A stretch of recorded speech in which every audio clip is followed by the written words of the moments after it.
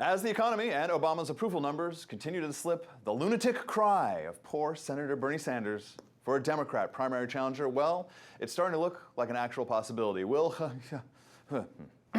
Hillary run again? I'm Alan Barton. Stand by for the front page.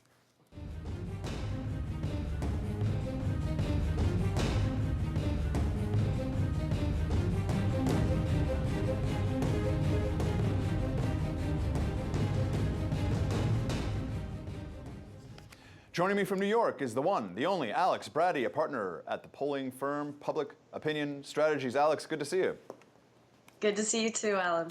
All right, it was socialist Bernie Sanders who first suggested that Obama needs a primary challenger, although I think Hillary would be not the pick. She's a little bit more centrist. Who's Bernie Sanders going to want other than Obama? Wow. Okay, but now even the press is wondering whether he may not be right. Let's check it out.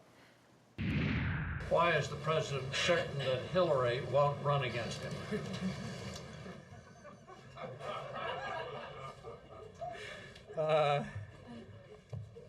You win the award for originality today. You're running away from this question. I mean, can you guarantee that?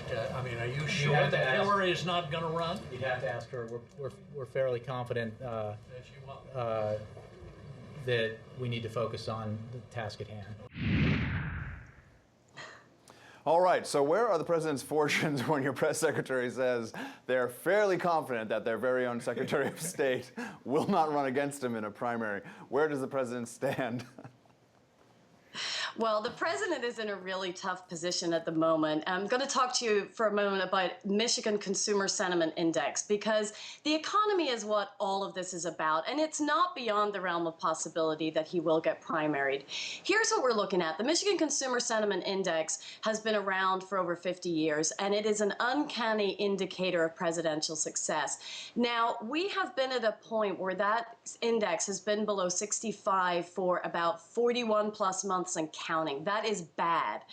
And we know from historical analysis that there's no precedent for an incumbent president to be reelected when that index is at 75 or below. So we've already been way below that point for a long time. However, just this month and over the last 2 months, it slipped a whopping 15 plus points. So for all this talk of Obama's presidency being like Reagan's, consider it again, because here's the deal. In August 1983, the year before President Reagan faced re-election, the sentiment index was already climbing again. It was already recovering. People were feeling better. It was way up at 90.9. That's a far cry from where we are today. What's more realistic today is an analogy with President Carter. Now, when you look at the August of the year before he faced re-election, he was facing an index in the mid-60s.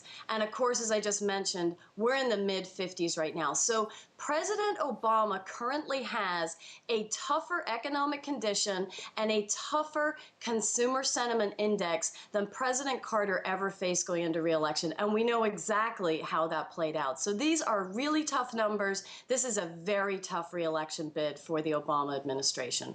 All right, let's bring in our panelists. Terry Jones, Associate Editor of Investors Business Daily, and Yaron Brook, President of the Ayn Rand Center for Individual Rights. All right, Yaron, in 2008, Hillary beat Obama handily in key states, Pennsylvania, Ohio, Texas. So why don't we engage in a little bit of alternative history here? If Hillary had been in, do you think anything really would be different in the economy? Because at that time, everyone was afraid of how left she would be. I think we got someone way to the left of Hillary. Yeah, I certainly think she would have been a lot more centrist than Obama is. Obama's turned out to be much more ideological than anybody believed. And Hillary might be a lot of things, but ideological she isn't. She is about power. I think her and her husband have always been about power. I don't think we would have gotten Obamacare under Hillary. I think she would have backed away from it. But look, the fundamentals economically, I don't think will be different.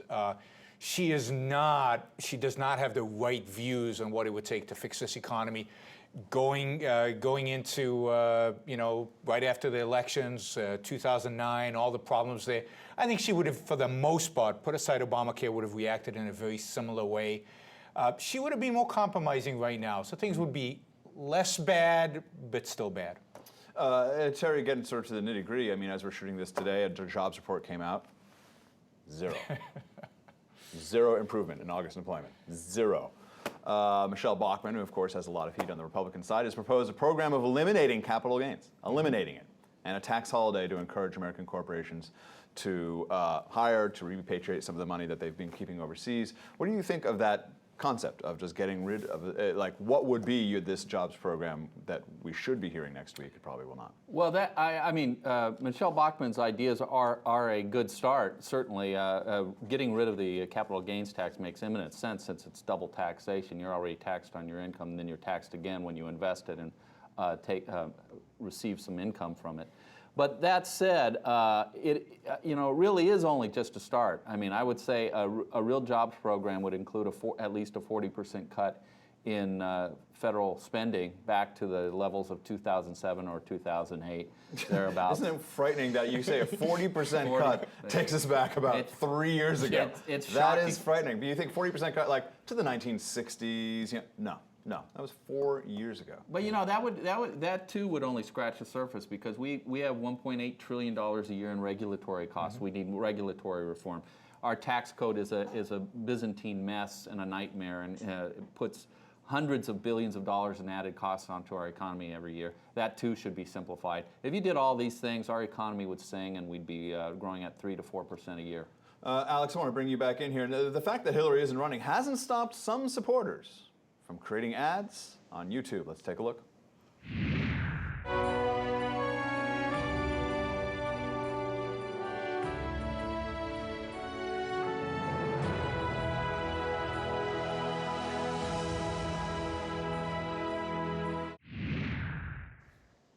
I like the scoring. Very dramatic scoring. Like, wow. That was good music. So yeah, was Alex, that a Spielberg? It felt like Star Wars or something. yeah, I know. there. It was really nice, like Amistad or something like that. Something inspirational film, like transformational. So Alex, you have some fun here in the prognostication. If Hillary were to triangulate here or to primary Obama, do you think it would be successful? We're not saying she would do it, but do you think it would be successful? And then what do you think would be the key to the Republicans beating her?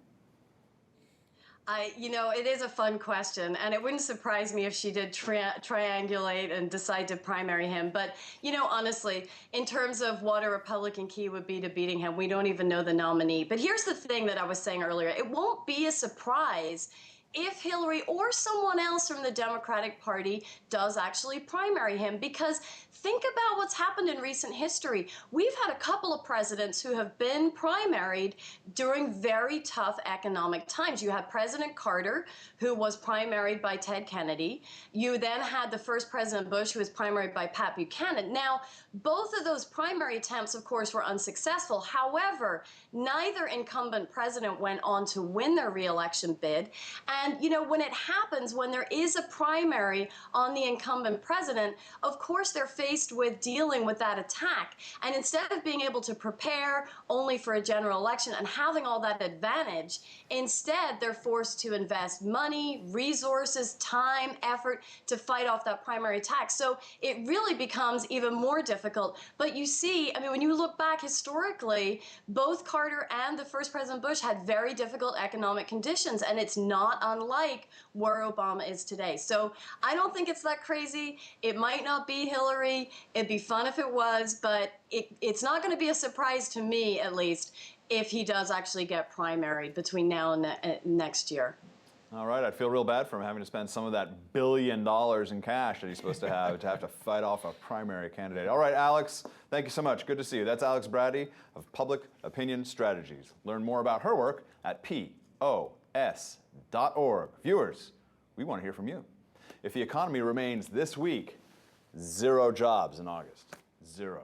Will President Obama face a primary challenge? Click the comment button below. Let us know what you think. For Alex Bratty, Yaron Brook, Terry Jones, I'm Alan Barton. You've been watching Front Page.